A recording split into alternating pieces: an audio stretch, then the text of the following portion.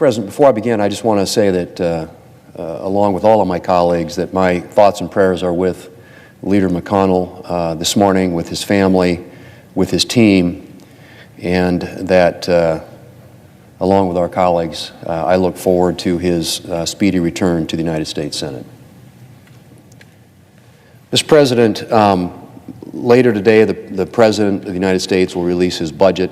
We haven't seen the details of it yet, so I'm not prepared. I'll have more to say about that next week when we have an opportunity to drill down. But I think what we do know about it, and I can predict this because it's pretty easy to predict, that the President's budget will include a lot more spending, a lot more taxing, and that after the last 2 years here where through a budget reconciliation process, the President and the Democrats here in Congress passed almost another $3 trillion in spending and taxing and debt outside of the normal appropriations process.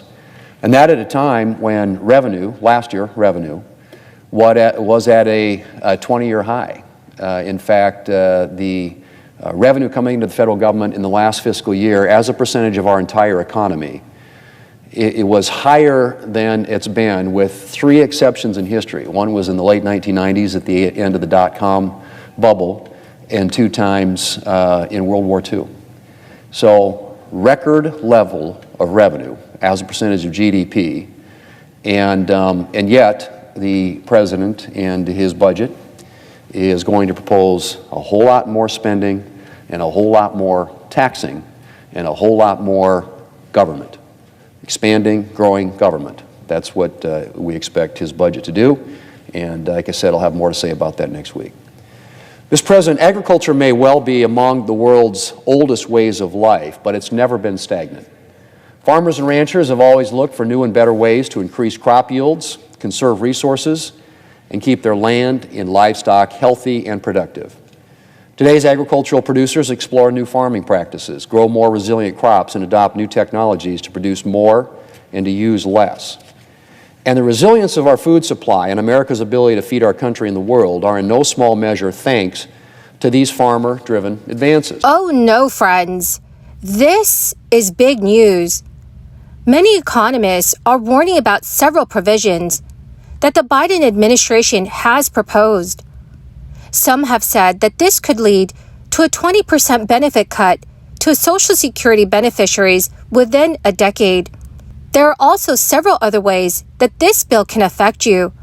So friends, please do me a big favor and watch until the end of this video. Also, I will be announcing the 2 winners of today's Walmart gift card giveaway. So make sure, friends, that you do stay tuned until the very end.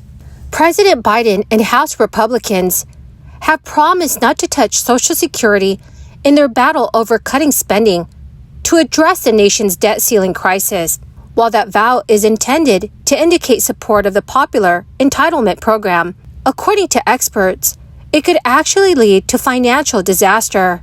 Tens of millions of senior citizens and retirees may see their benefits slashed by at least 20% within a decade.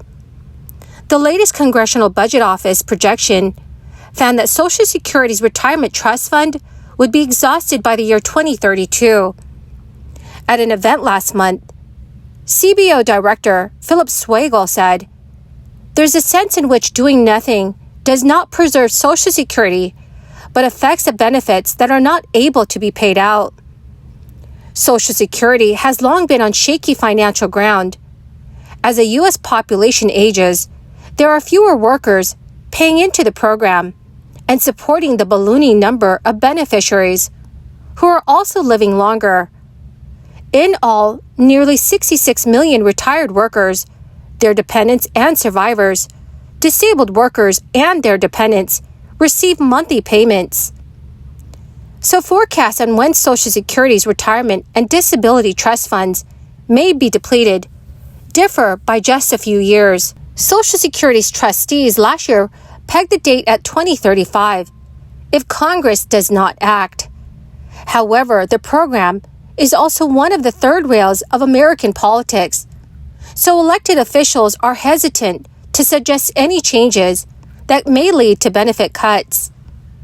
Gordon Gray, the director of fiscal policy, has also said, pretending this isn't a problem, that this isn't current law, is dishonest. A number of policymakers are making this choice, and it's a major financial risk to the retirement benefits of tens of millions of Americans. The last time Congress enacted a major overhaul was in 1983.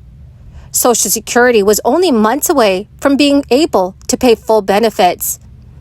And at that time, Democratic lawmakers who controlled the House agreed with Senate Republicans and GOP President Ronald Reagan to increase payroll taxes and then gradually raise the normal retirement age from 65 to 67 years old, among other reforms. While Biden has promised to strengthen Social Security and defend it from any cuts by Republicans, he has yet to lay out his own vision for protecting the program.